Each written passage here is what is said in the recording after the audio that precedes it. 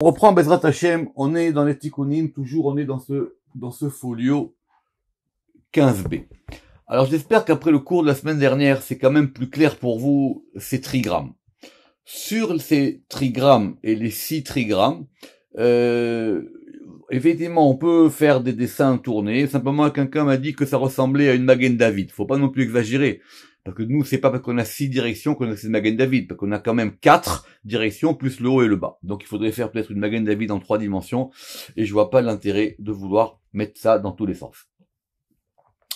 Donc maintenant, si on suit le fil, on va prendre maintenant ces trigrammes comme étant un ensemble. Ok. Si on prend ces trigrammes comme un ensemble, le principe général des trigrammes, c'est Chai.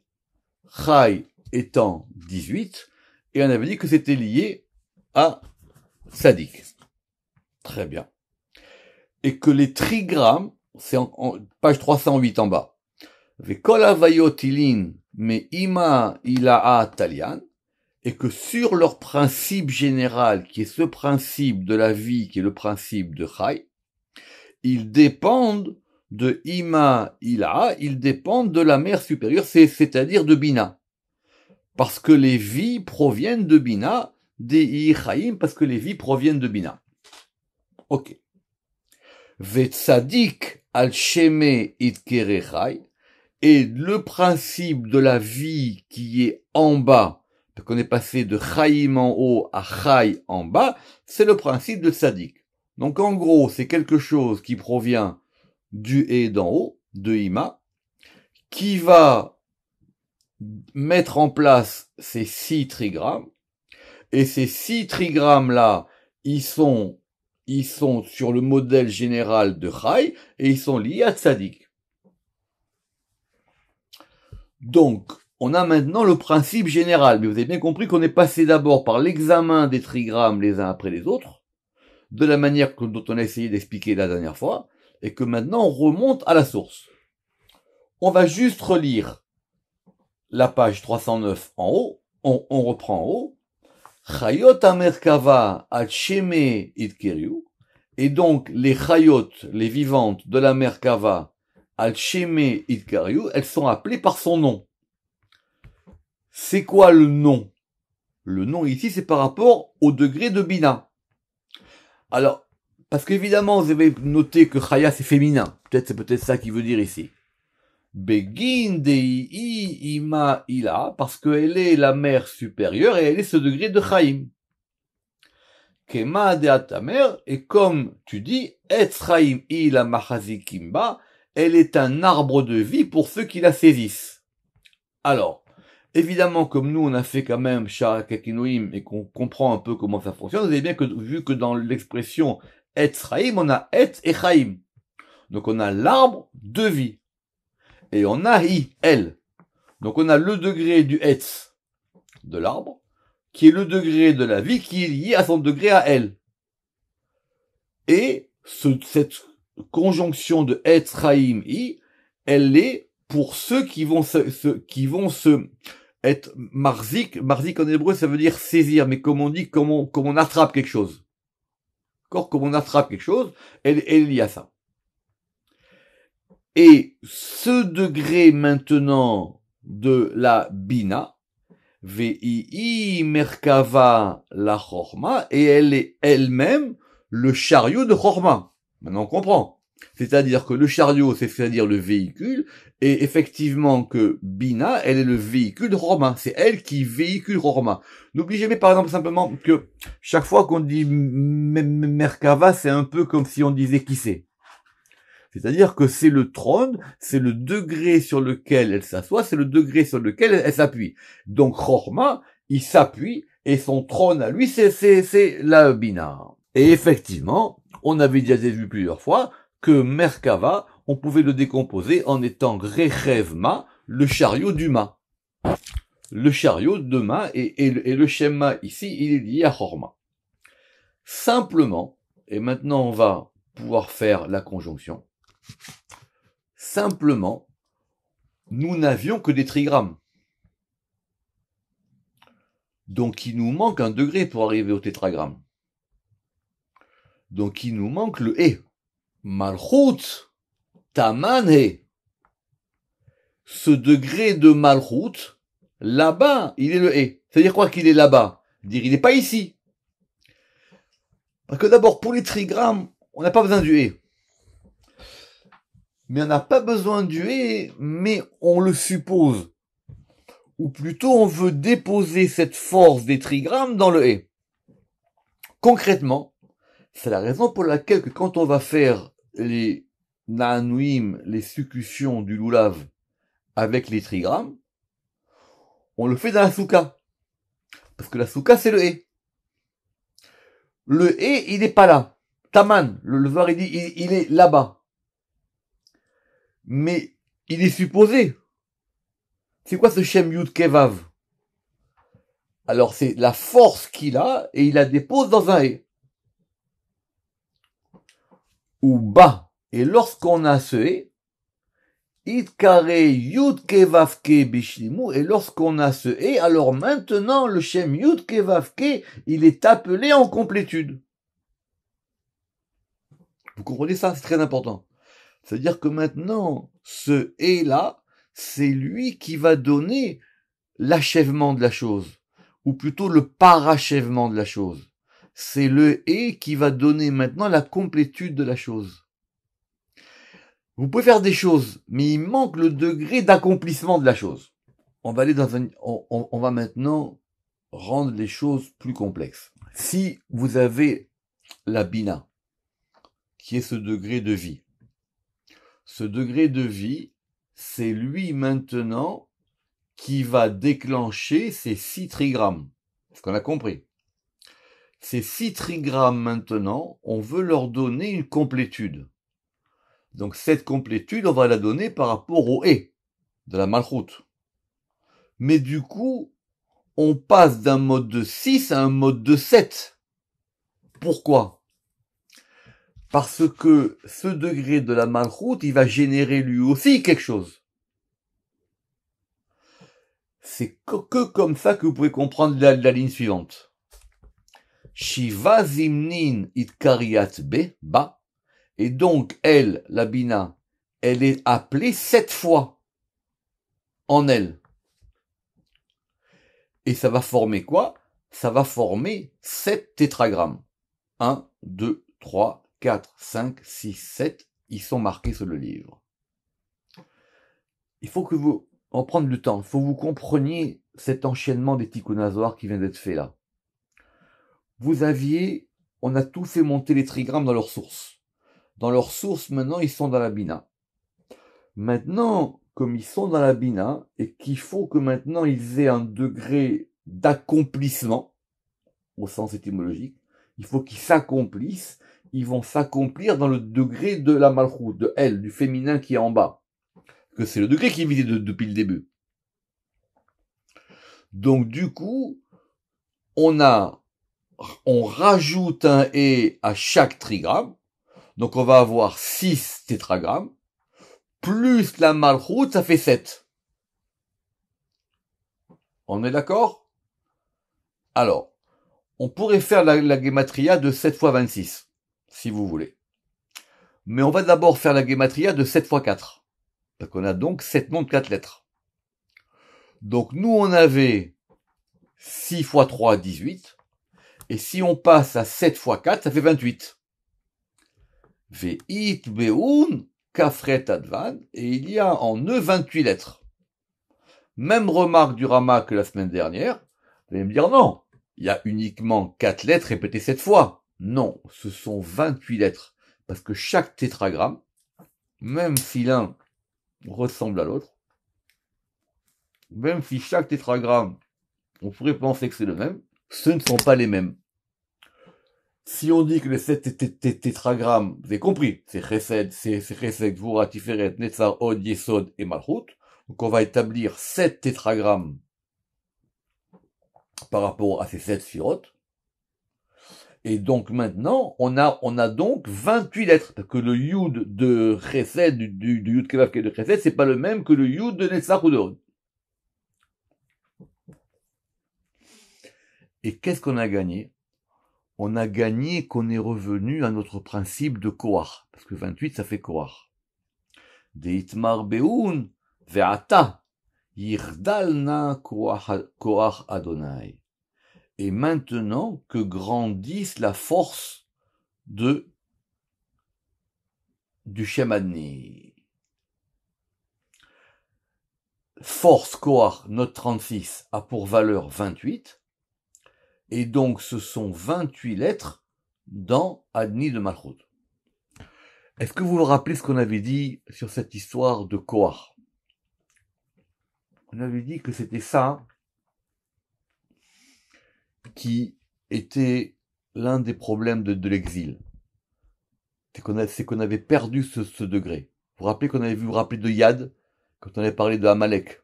On a dit que Amalek, Yad al-Kessia. Alors on va revenir là-dessus. Parce que c'est clair que les ennemis qu'on a en ce moment, il n'y a pas d'autre nom que Amalek. Il est marqué dans la Torah que Amalek, qui Yad al-Kessia, c'est une main sur le trône de Yah. Vous vous rappelez ce qu'on avait dit dans le Sefer Yetzira, dans les Pirushim, que là-bas, il y a deux mots qui sont donc incomplets. Parce que Kes, c'est pas qui c'est, il manque le Aleph de qui c'est.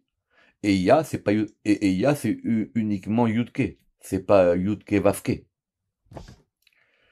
Donc, Amalek, il a fait que le Shem Yudke Vavke, il est donc divisé. Et il a fait qu'il manque le Aleph au trône. Vous vous rappelez de ça? On va y revenir un petit peu si vous voulez.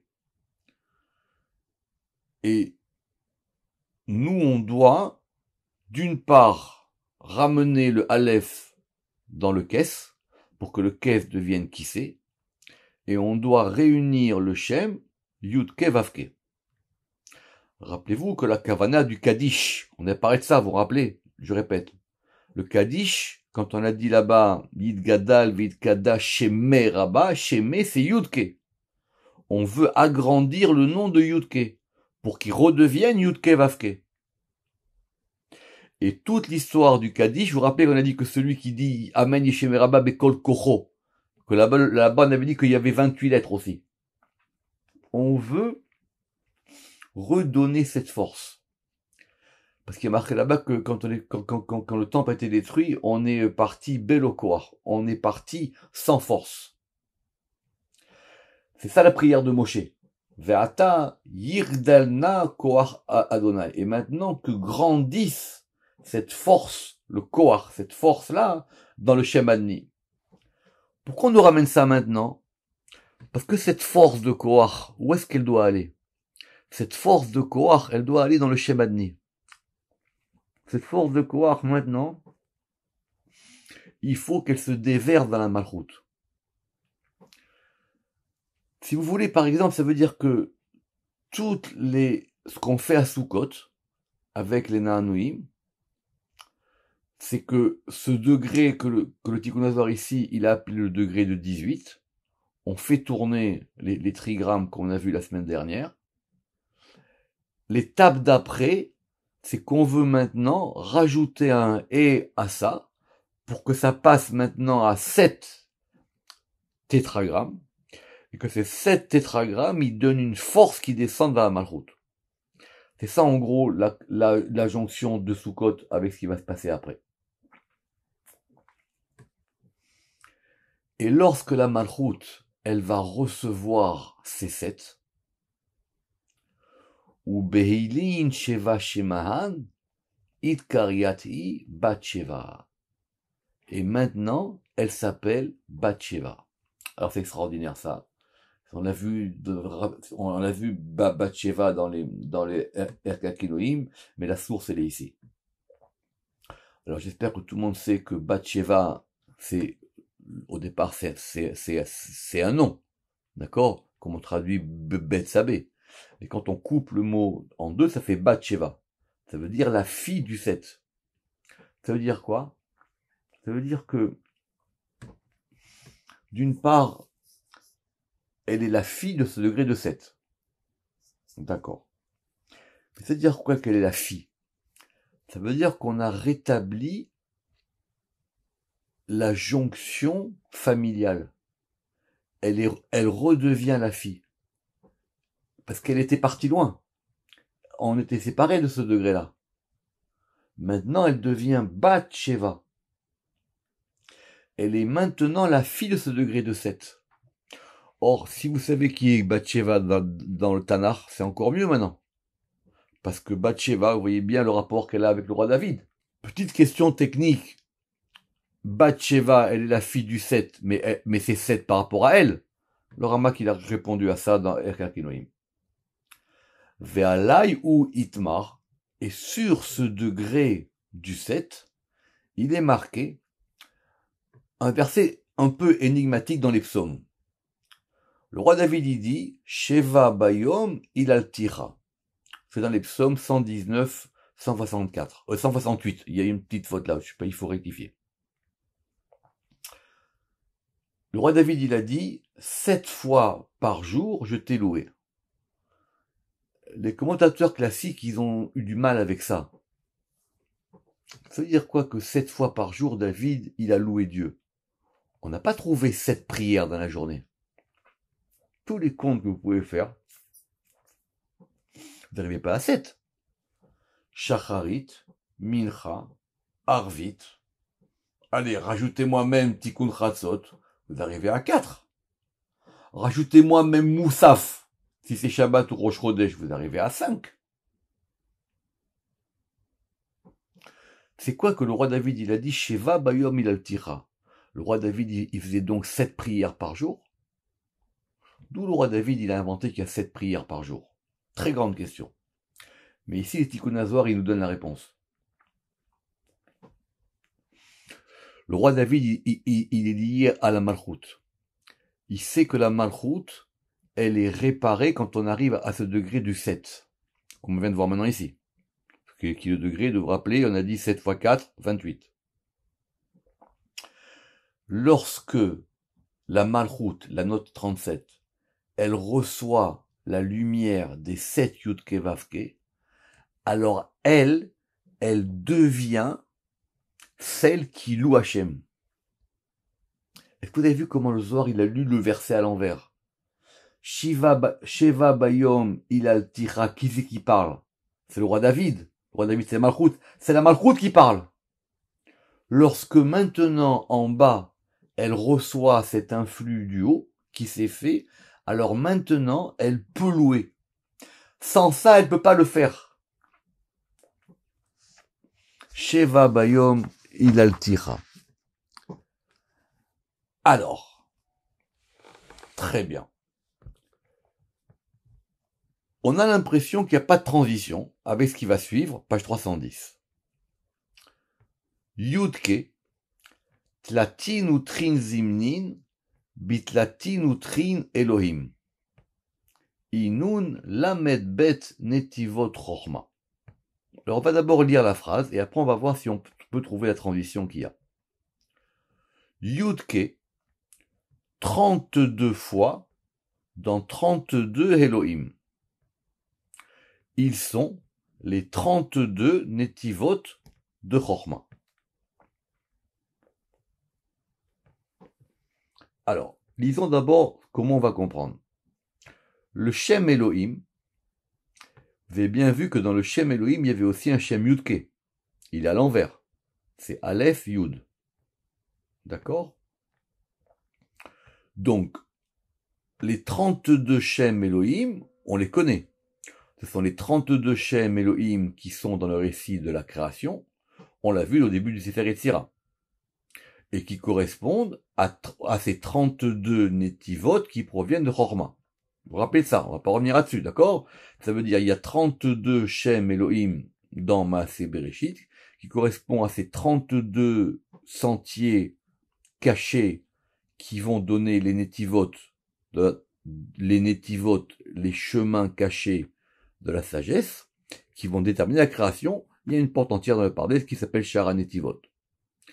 Si c'est le Shem Elohim, comment c'est lié à Chochma? Très bonne question, qui a déjà été posée plusieurs fois. À savoir que ici, Chochma, elle va se déployer dans ces Shem Elohim. Comme évidemment, Elohim, c'est pas Horma. Lisons maintenant la note du Ramak. Le Shem Ekeye, ou le Shem Yud Kevav. Le Shem Yud Kevav, ça nous arrange, parce que c'était nos trigrammes. On avait dit qu'ils étaient de même valeur numérique. Ils valent 20, 21. On est d'accord. Si on les rajoute au Shem Adni, le Shem Adni qu'on a vu plus haut, Ve'ata Yirdalna Koach Adonai. Donc ça fait 21 plus 65. 21 et 65, ça fait 86. Voilà le lien. Or, ce Shem Elohim là, il est mentionné 32 fois dans Maaseh Bereshit. Donc, les 32 fois du Shem Yudke qui sont dans le Shem Elohim, ils correspondent aux 32 chemins de Chorma qui dirigent l'œuvre de la création. On s'arrête là 2 minutes. J'ai bien compris qu'on devait déverser quelque chose dans la Malchut maintenant. La Malchut, c'est ce Shem Adni. Tikkun HaZohar, maintenant, ils le reprennent au niveau de ce Shem de base qui était le Shem Yud Kevav. Yud Kevav et Adni, ça fait Elohim. Quelque part, restaurer la grandeur de ce Koach, c'est revenir au principe même de la création. On ne peut pas réparer une chose si on la ramène pas dans comment elle était dans Maaseh Bereshit. Alors, et pourquoi j'ai eu besoin de passer par Yudke? Parce que Aleph im Yudke, ça forme un autre nom. Ça forme le nom Aye. C'est quoi ce nom Aye qui apparaît ici, subitement? C'est un nom très important. D'abord, tout le monde le connaît parce que c'est un nom qu'on va réciter dans la Kedusha. C'est quoi la Kedusha? C'est le moment où, dans la répétition de la Hamida, c'est pour ça qu'il faut toujours répéter la Hamida. Ceux qui font une seule Hamida, même en public, c'est pas bien du tout, d'après la Kabbalah. Et ce nom-là, c'est à ce moment-là, dans la Kedusha et de la Hamida et de Moussaf, qu'on va recevoir ce degré. On reçoit le degré, par exemple, du Shabbat dans le Ekeye de la Kedusha de Moussaf. Comme ça c'est expliqué dans le Rizal. Et ce Shem Ekeye, il est composé de Aleph Yudke. Dans quelle phrase on va l'employer? On l'en fera dans cette phrase-là qui est Aye Mekom Kevodo la Haritzo. Ça fait partie de la liturgie. Et on traduit littéralement Aye comme disant où. C'est-à-dire l'interrogation avec l'accent sur le U. Où. Aye Mekom Kevodo, où est l'endroit de son honneur? Aye Mekom Kevodo la Haritzo, pour pouvoir le louer. Les Haritz, ça veut dire pour le louer. Donc en général, on considère ça comme étant une forme interrogative. Mais non, c'est une forme affirmative. Et ça veut dire que le Makom Kevodo, l'endroit de son Kavod, c'est le Shem Aye. Lisons 39. Maintenant, qu'est-ce qu'on a fait? On a rajouté un Aleph. Nous, on avait Yudke. On avait un Aleph. D'où il provient ce Aleph? Le Rama qui dit, c'est le Aleph de Elohim. Comme on a vu dans le cours d'hier, le Aleph de Elohim, le Aleph, il est lié à Keter. On va lui rajouter le Yudke de Elohim. Yudke, c'est Chorma. Et Bina, qui est le He. Donc on a Aleph Yudke. C'est-à-dire on a Keter, Chorma, Bina. Et on va obtenir ce nom, Aleph Yudke. Ce Shem Aye, c'est lui maintenant qui va placer les choses. Donc une fois qu'on a fait tout ça, on va maintenant trouver le makom de la chose. Et on va maintenant placer la chose.